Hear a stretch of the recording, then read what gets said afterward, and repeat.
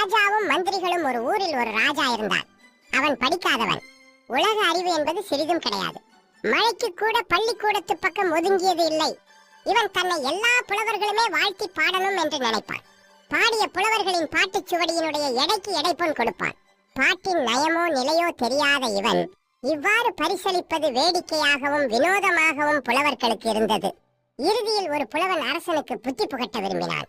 அரசன் தராதரம் இல்லாமல் எல்லா பாடல்களையும் மதிப்பது கண்டு கோபம் கொண்டான். இந்த புலவன் நேராக மன்னனிடம் சென்றான். நான் தங்களை பற்றி ஒரு பாடல் புனைந்துள்ளேன் என்றான். எங்கே பாடு பார்க்கலாம் என்றார் மன்னர். புலவர் இனிமையாக ஒரு பாடலை பாடி முடித்தான்.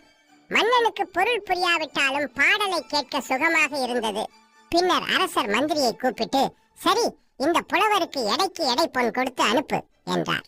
அவ்வாறு பொன் கொடுக்க முன் வந்தார் அமைச்சர். உன் பாட்டை கொண்டு வாப்பா என்றார் மந்திரி. அதை என்னால் தூக்கி வர முடியவில்லை. தயவு செய்து 2 பேரை அனுப்புங்கள் என்றார் புலவர். மந்திரி வெளியே வந்து பார்த்தார். ஒரு வண்டியில் ஒரு கரும் பாறைக்கல் ஏற்றி வரப்பட்டிருந்தது.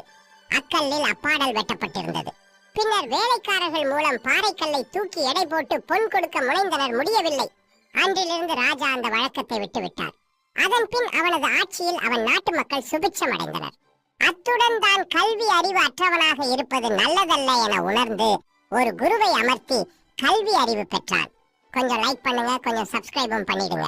உலகிலேயே கல்வி செல்வமே சிறந்த செல்வம். இது மாதிரி கதைகள் பிடிச்சிருந்தா